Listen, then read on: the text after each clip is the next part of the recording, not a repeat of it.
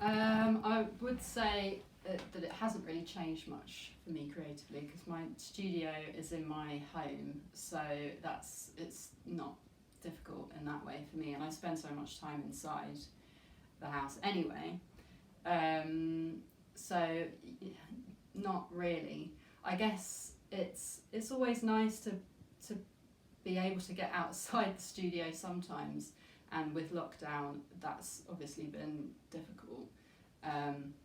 So I try and if I do go out, then I'll try and go out really early in the morning, and I've been like doing these long walks at about sort of 7:30 in the morning, just to kind of like, just because it's so much quieter then, and I'll kind of walk around and maybe take some photos and things, and it just kind of something about the traveling, like it does help your mind. Like it's not good to be inside for days and weeks at a time. I think it's good to kind of like, yeah, obviously get out, have a little bit of a bit of exercise and have a bit of a stroll.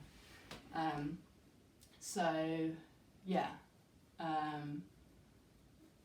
yeah, but other than that, I wouldn't say that it's massively affected me. I do have a little less time just completely to myself now, because the people that I live with have been around a lot more because they've been furloughed from their jobs. So that's maybe affected like my concentration a bit. But at the same time, it's also been really nice to have the company.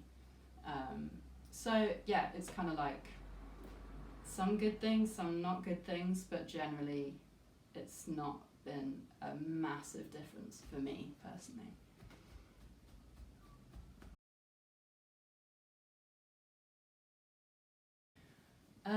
What's floating my creative boat?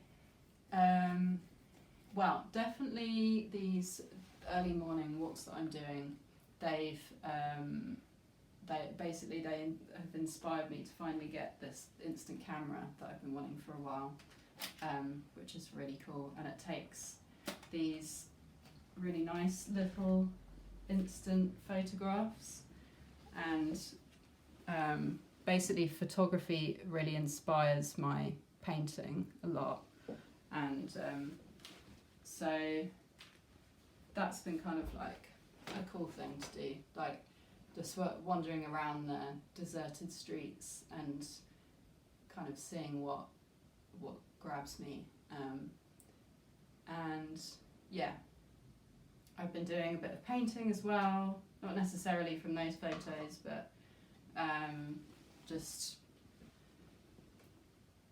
you know, just to kind of like keep doing stuff, keep producing. And I've just been doing all kinds of stuff. Like I usually do printing and painting. Like I'll have like several things on the go at once. So I've been doing little prints as well, little lino cuts, and I've also been doing mono printing. I've never done mono printing before, but I think there is something about this time that has made me kind of like, there's something about things kind of stopping. It makes you kind of stop and reflect and think about things, and I think it has made me kind of think about like, well, what about this? Why don't I try this? Why don't I try like a bit of a different approach, or why don't I try doing printmaking in a slightly different way to how I normally do things? I think it's like it's made everybody kind of think about their lives and kind of like reflect and sort of appreciate certain things more, and maybe something about that has kind of made me think about my own artistic practice a bit, and kind of want to slightly like steer things in kind of different directions a bit.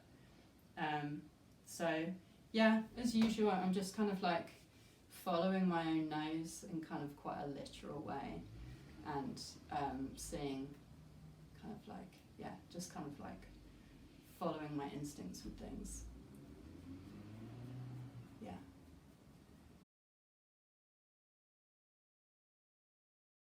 My advice advice would be to, because everything is so online now, it's really important to have a really good online presence, and Instagram is key, and it's really important to take good photos of your work, so to work on that, and just to generally, it sounds obvious, but make good work, like think about what it is that you do that really stands out in comparison to what other people are doing. Work really hard, seriously put the time in. Don't expect things to happen overnight. Like, it usually takes about 10 years after graduating from uni, if you do go to uni, to kind of like finally be starting to kind of get somewhere. So it really takes time. You have to be patient. Yeah, online, put a lot of time into it. Try and post every day. Think about your content. Take really good photos, lots of natural light. People love to see your process. Yeah, really try and bring yourself into your online presence, like, because people are really interested, and if they're interested in your work, they're interested in you as well. So I'd say that is an important thing. Yeah, and do really good work really hard, and then eventually things come to you. You don't even need to worry I mean, it is also good to like pursue, but it's if what you're doing is interesting enough, and then things come to you, people come to you, galleries come to you. So yeah, that is my advice.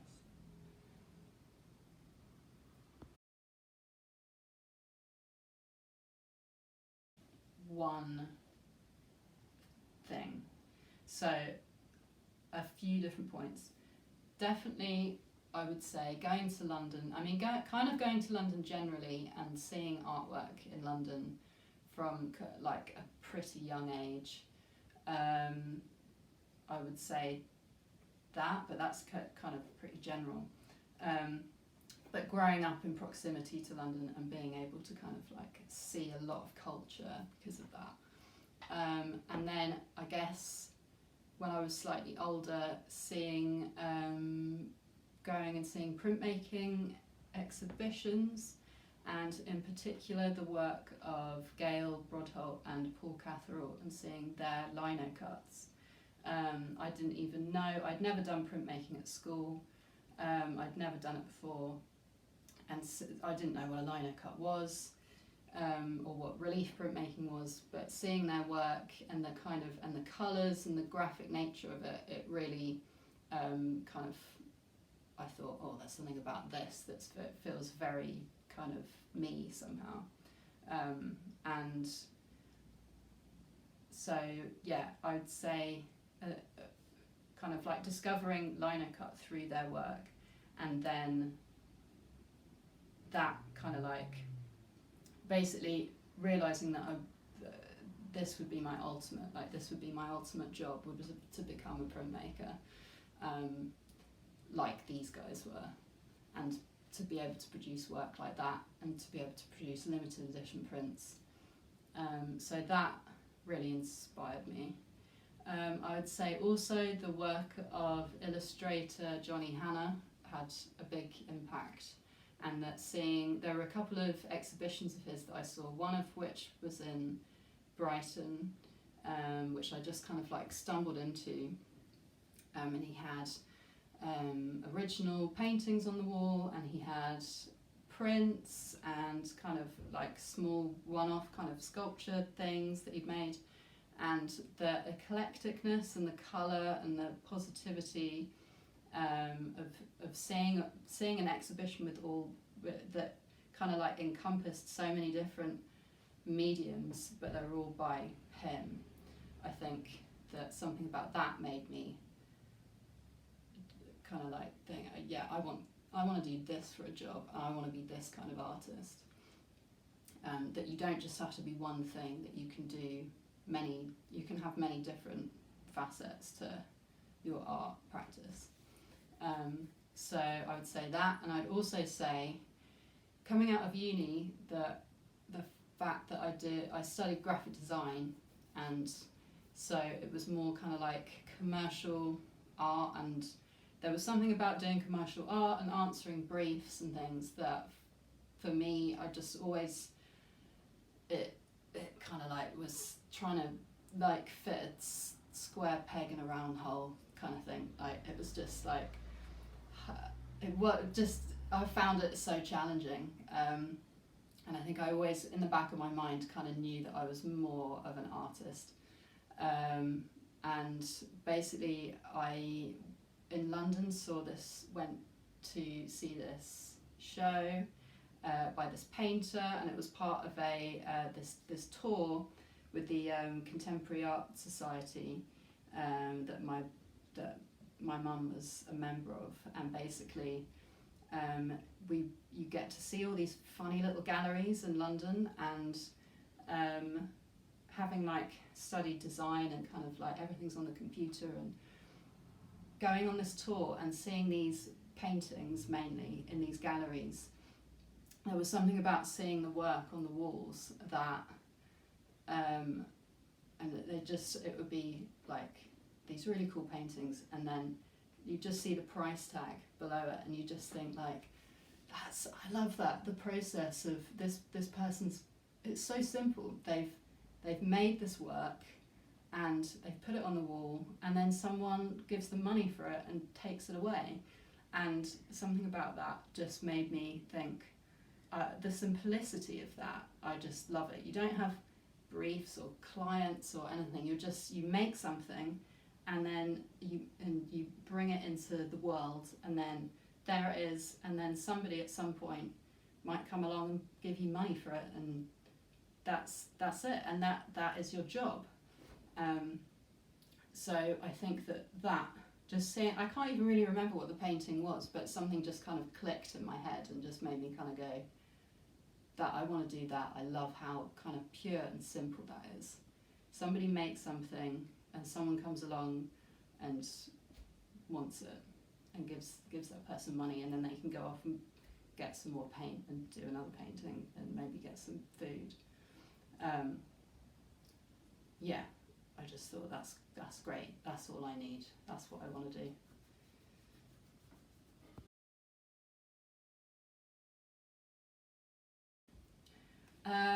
So with painting, I would say my starting point is pretty much always photography, photographs. I guess not always, but the majority of the time,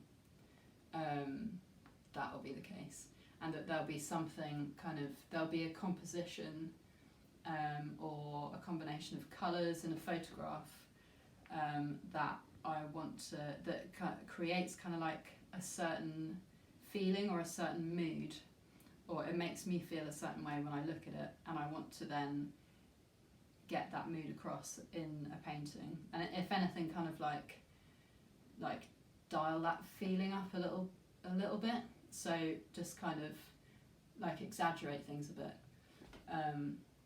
But yeah, it's very much like trying to get like a mood across. So I guess that's, yeah, it's like a certain feeling as the starting point. And then with printmaking, I think it's a bit different. It's more like an idea that I want to get across. So again, it's about colour and composition, but it's more kind of like really honing down to something kind of in its most simple form, but it's more an expression of like an idea or an activity or an object. So I guess it's kind of less about mood and more about an expression of an idea. If that makes sense.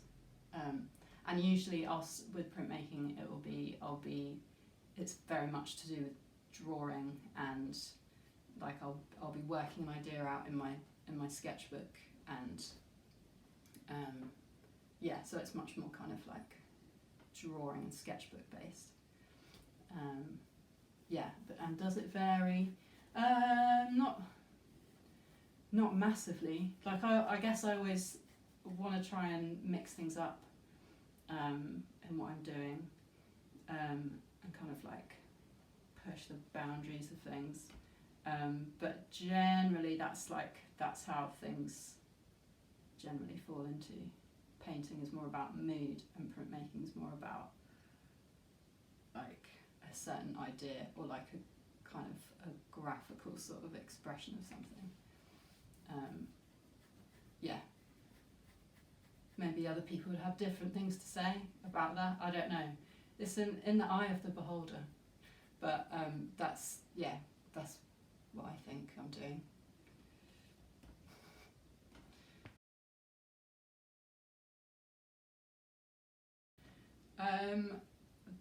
The real fundamental kind of basic, I suppose, is drawing.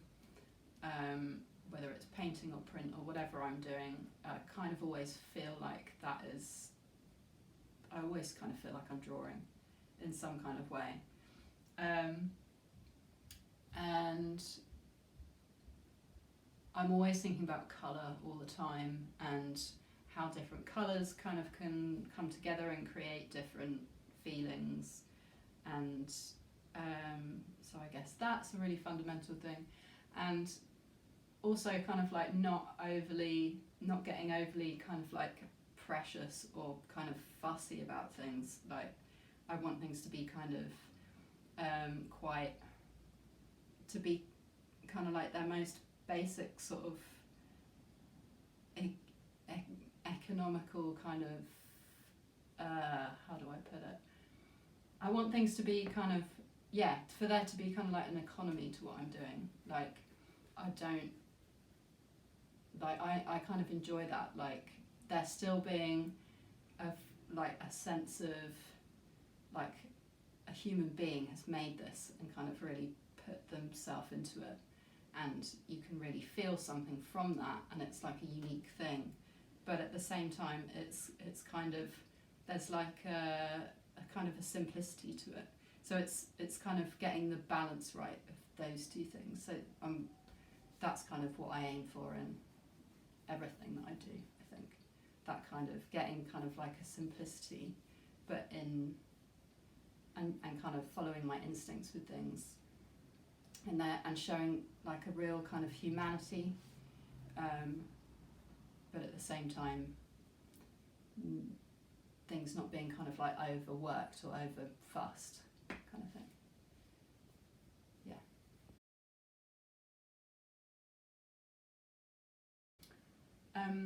Painting, definitely, as I was saying, how it kind of like, with every painting there's a certain mood that I'm trying to get across. I suppose as I'm painting it, I'll be kind of in that mood, like I'll be kind of feeling it as I'm doing the painting and as I'm choosing the colours. Each colour kind of feels, it's like has a different kind of feeling and emotion. So kind of being in that as I'm painting, it's like a very certain kind of feeling. So I guess what it does for me in my brain is kind of really kind of bring it into a very certain state, which I don't feel when I'm doing anything else, and it feels very relaxing and very kind of flowing. And I guess, that's the best way I can describe it, I suppose. It's very kind of like, you get very absorbed into that painting. And so I suppose that's kind of what it does. It relaxes my brain. And it's something weird kind of happens to time as well. It just kind of disappears. And it is almost like I kind of almost think of each painting as kind of like a song, like the way that a song has a certain feeling or a certain mood. It kind of makes me think of that, and like the different colours are like different notes almost, and so it's like when the painting's finished, it's kind of like the different, it's like a harmony of different colours and different notes, and it kind of creates a certain feeling and kind of like a nice sound. So it's kind of like a visual sort of version of listening to a song, if that makes any sense. That's kind of how, that's kind of what, it's kind of like similar to, listening to music to me.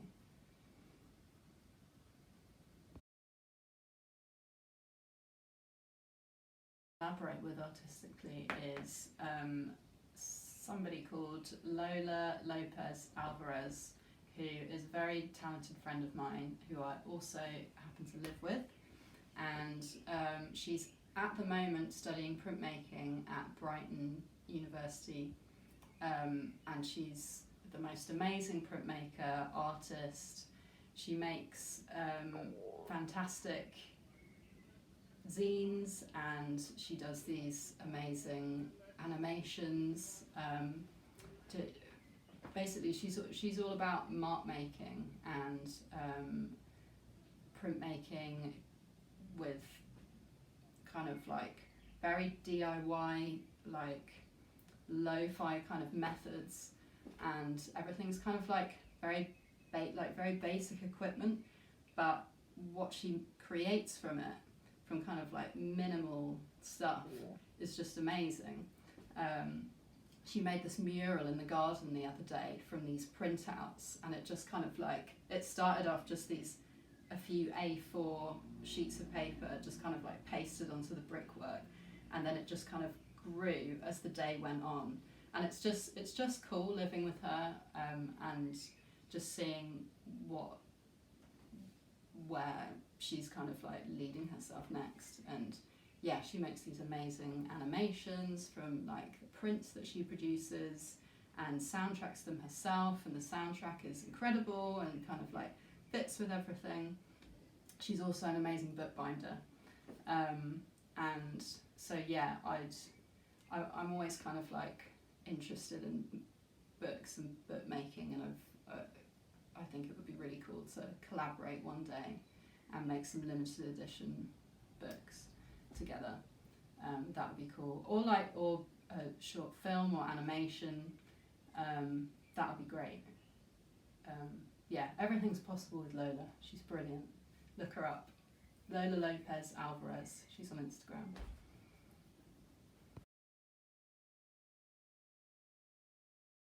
So everything that was kind of meant to be happening so far this year has obviously not been happening, or most of it hasn't. So everything's now being pushed to the end of the year, so it's going to be a really busy, or if it's going to be lifted or relatively lifted by autumn, it's going to be a very busy autumn. My show that at Don't Walk Walk, Other Roads, was kind of, it was open for a few days, but it was meant to be open for 2 weeks. So basically that's going to be reopened once lockdown's lifted for a week. So that'll be cool. And then there's open houses and things. I'm always really involved in those every year, and they're all now being squashed to the end of the year. But that should be cool. Hopefully loads of people are going to be raring to come out and look at art. And what else am I doing? I'm going to be producing a set of screen prints with this company called The Private Press, who are based in Brighton. Again, that was meant to be happening, but everything's been pushed. And also found shop in Worthing. I might be having a show at the end of the year there, possibly. So kind of quite a lot of things involving kind of like showing my work locally, and and at Don't Walk Walk again. Other than that, my plans are to just like keep making the work that interests me as ever, and also it will be so nice to like finally get out of Brighton for a bit and go on an adventure somewhere, because it's all good for stimulation, like feeding the brain and seeing some fresh sights, taking my cameras out. That